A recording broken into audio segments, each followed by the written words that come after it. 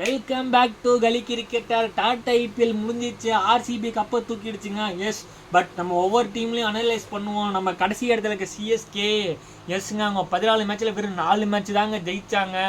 என்ன காரணம்? ஆக்ஷனில் தப்பு பண்ணது தான் காரணம். பட் ருத்ராஜ் கெய்த்வாட் பாதியிலே போயிட்டார், அது ஒரு காரணம். இது மாதிரி சென்னையில் வந்து ஏகப்பட்ட மைனஸ் நடந்திருக்கு. ஒரே ஒரு ப்ளஸ் குட்டி ஏபிடி டிவான் பிராவிஸ் மட்டும்தான் கிடச்சிருக்காரு. அதுலேருந்து அவங்க அடுத்த வருஷம் எப்படி பில்டப் பண்ணலாம், இந்த வருஷம் என்னென்னலாம் தப்பு பண்ணாங்கன்னு பார்க்கலாம். எஸ்ங்க, ஒரு ருத்ராஜ் கெய்த்வாட் மாதிரி ஒரு ஓப்பனிங் கிளாஸ் பிளேயர் வந்து நம்பர் 2 டவுன், அதாவது 1 டவுன் ஆடினதே பெரிய தப்பு, நம்பர் 3 இறக்குனது பெரிய தப்பு. எப்படி அந்த சிஎஸ்கே மேனேஜ்மெண்ட் தைரியமாக பண்ணாங்கன்னு தெரில, கொஞ்சம் வருத்தப்பட வேண்டிய விஷயம் இருந்துச்சு. ஏஸ், அவங்க ராகுல் திருப்பதி தீபக் கூட எடுத்திருந்தாங்க. எப்போதுமே சிஎஸ்கே ஃப்ரான்ச்சைஸ் வந்து என்ன சொல்கிறது, கொஞ்சம் எக்ஸ்பீரியன்ஸ் பிளேயருக்கு வந்து சப்போர்ட் பண்ண தான் செய்வாங்க. அந்த வகையில் தான் அப்படி எடுத்தாங்க. பட் இருந்தாலும் Devon Conway, Rachin Ravindra and Ruturaj கெய்த்வாட்ன்ட்டு ஒரு பலம் வாய்ந்த ஓப்பனிங் ஆட்டை வந்து பிரித்ததே பெரிய மைனஸுங்க. அங்கேருந்து ஆரம்பிச்சிச்சு. அதுலேருந்து என்ன ஆச்சு, பத்தீரனா இன்னைக்கு செல்ஃப் எடுக்கலைங்க. இந்த ஐபிஎல்ல வந்து செல்ஃபே எடுக்கலை.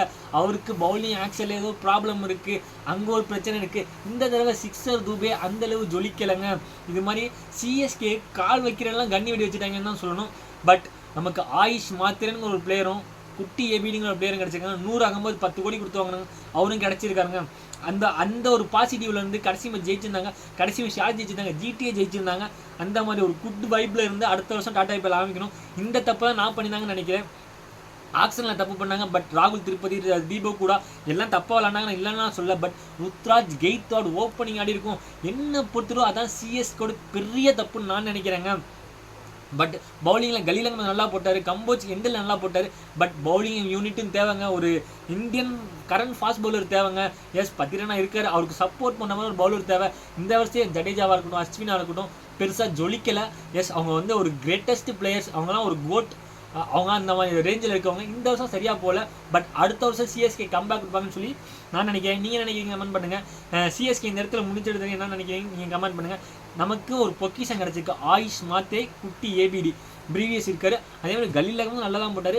நம்ம அடுத்த ஐபிஎல் ஆக்ஷன் என்ன பண்ணணும், ஓப்பனிங் ஸ்லாட்டுக்கு கெய்த்வாட்டோட ஒரு நல்ல பிளேயர் எடுக்கணும். அவருக்கு யார் ஓப்பனிங் ஆடுவா அப்படின்னு சொல்லி அவங்கள எடுக்கணும். அடுத்து 1 டவுன் யார் எடுக்கணும் அப்படிங்கிற மாதிரி 1 டவுன் எடுக்கணும்.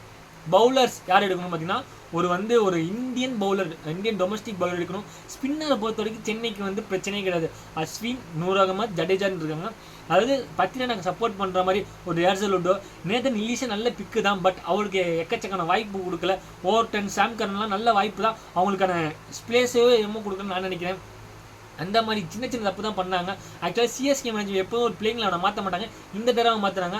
பாப்பா அடுத்த தடவை நடக்குது. இந்த வீடியோ பிடிச்சா லைக் பண்ணுங்கள். ஐபிஎல் பார்க்கணும் மறக்காம. Thank you guys.